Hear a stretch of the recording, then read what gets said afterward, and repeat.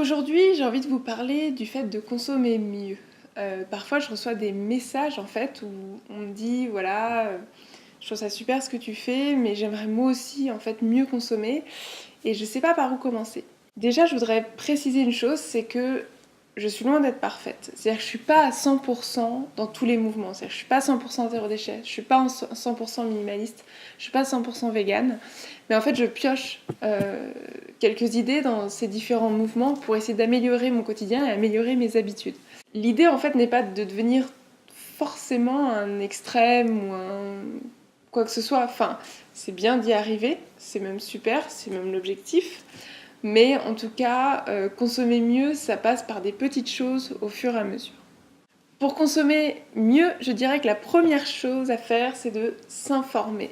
Quand on ne sait pas, c'est pas toujours facile de changer ses habitudes. Pour ma part, j'ai commencé par bêtement Instagram, les articles de blog, voilà, où j'ai commencé à découvrir le zéro déchet, où je me suis dit tiens, c'est vrai que c'est pas si anodin de mettre quelque chose à la poubelle. Ensuite, j'ai regardé des documentaires sur France 5, sur l'industrie textile, etc. Là, je me suis dit, ah ouais, H&M, c'est vraiment pas cool. Et ainsi de suite, en fait, ce sont ces informations qui vont créer des déclics et qui vont vous permettre de vouloir changer. Dans le sens où, une fois que vous vous informez, après, vous allez avoir la réflexion, à chaque fois que vous prenez un objet ou quoi que ce soit, de dire, il y a eu quoi derrière ? Qui a fait cet objet? D'où est-ce qu'il vient? Quelles ressources on a utilisées pour le fabriquer, etc. La deuxième chose, je dirais que consommer mieux, c'est consommer moins. En fait, ça va être l'idée d'acheter moins de choses, moins de produits, que ce soit de ne plus acheter de produits d'entretien, parce qu'on se rend bien compte que ça ne sert pas à grand-chose. J'avais fait un article sur le blog, je vous le mettrai le lien dans la description. Ou alors, par exemple, moi j'ai complètement exclu de ma vie tout ce qui est sneakers, Mars, M&M's, tout ce que vous voulez, Coca, soda, de manière générale, ça ne fait plus partie de mon quotidien. Je ne sais plus ce que c'est. Donc voilà, ça peut être de dégager en fait une certaine partie de la consommation qui n'est pas bonne pour vous et pas bonne pour la planète, faut le dire. Et après, pour ce qui est par exemple, pour le consommer bio, etc., oui, ça coûte plus cher. Pas spécialement non plus, parce que le vrac reste une alternative quand même assez compétitive en termes de prix. Et après, c'est aussi sortir de certaines habitudes, par exemple la fast fashion, tout ça, plutôt aller vers de la seconde main, qui coûtera de toute façon moins cher. En troisième point, je dirais aussi commencer par là où ça vous fait kiffer. L'idée, c'est pas de vous mettre des contraintes dès le début, et c'est pour ça qu'aujourd'hui, moi, je suis pas à 100% dans tout ce que je fais, parce que voilà, faut aussi vivre avec ses limites. Personnellement, mon premier crush écologique, on va dire que ça a été le zéro déchet. J'ai adoré faire ma lessive toute seule, j'ai adoré faire le tri, j'ai adoré recoudre mes slips voilà, au fur et à mesure plutôt que de les jeter.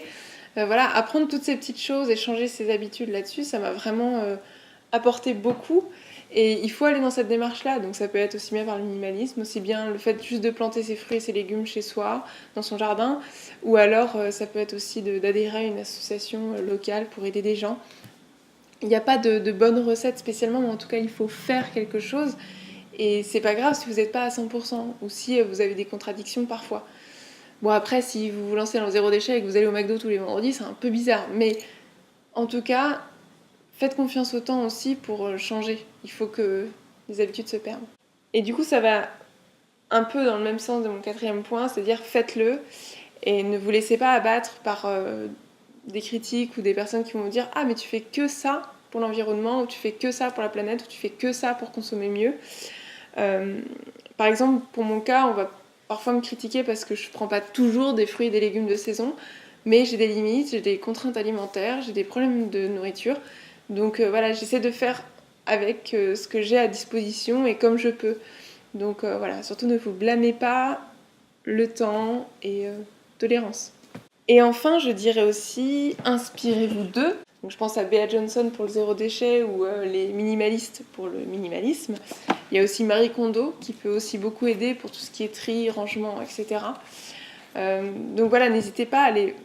Chaque domaine en fait a son grand précurseur et c'est là où il faut prendre toutes les idées. Alors vous allez me dire, à quoi tu sers?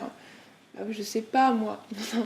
Non mais en fait moi je suis juste là pour partager un peu les tips de débutants. Vous voyez, c'est l'idée, c'est c'est pas grave si on n'est pas tous à 100%, c'est pas grave que si on décide de mettre le mot zéro déchet dans notre vie et qu'on a encore une poubelle, enfin c'est pas la mort quoi, faut juste accepter que chaque petit geste est bon. Et par exemple, Bea Johnson, je suis sûre que sa manière de vivre, ça permet de couvrir 10 000 personnes peut-être. Mais justement, si 10 000 personnes faisaient un petit geste, ça ferait une autre Bea Johnson sur la planète. Donc ça ferait forcément du bien. Si vous avez envie de commencer, je vous ai préparé une petite liste de choses pour juste vous donner des idées. Prenez qu'une chose de la liste, hein. L'idée c'est pas de toute la faire, ou alors vous la faites sur plusieurs moments. Ça peut être par exemple pour les cotons à démaquillage, donc arrêtez de prendre des cotons jetables et investir dans des cotons en tissu. Personnellement, ça fait des années que j'utilise ça et ça n'a rien changé à ma vie. Par contre, ça a changé sur la culture du coton. Acheter en vrac. Ou alors, j'ai noté en fait, réduire enfin votre dressing. Ça peut être aussi acheter un livre d'occasion au lieu d'acheter un livre neuf. Vous pouvez aussi aller dans une friperie au lieu d'aller chez H&M. Ou alors, tenter une journée sans achat du tout aussi. C'est aussi ça, consommer mieux. Ne pas acheter forcément tous les jours. Voilà, donc il y a mille et une choses à faire sur ces thématiques-là. N'hésitez pas à me laisser un commentaire si vous voulez partager une des choses que vous avez fait récemment, une des choses que vous avez changées. Par exemple, moi récemment, j'ai changé au niveau de mon produit vaisselle. Et je vous en parlerai bientôt parce que j'aime pas parler trop vite des choses, dans le sens où ça fait que quelques jours, quelques semaines. Et j'aime bien tester avant de parler de quelque chose. Pas juste dire « Hey, regardez, ça fait 2 jours et c'est super ». Parce qu'il faut être confronté à plein de situations, et notamment pour le produit vaisselle, c'est bien de se taper une bonne casserole bien cramée avant de pouvoir dire quoi que ce soit. Voilà, et sinon je voulais vous faire ma petite rubrique, est-ce que ma tenue est éthique? Et aujourd'hui elle l'est, et elle est surtout pas chère. C'est dans cette idée aussi de consommer mieux, consommer moins, et ça coûte pas forcément plus cher.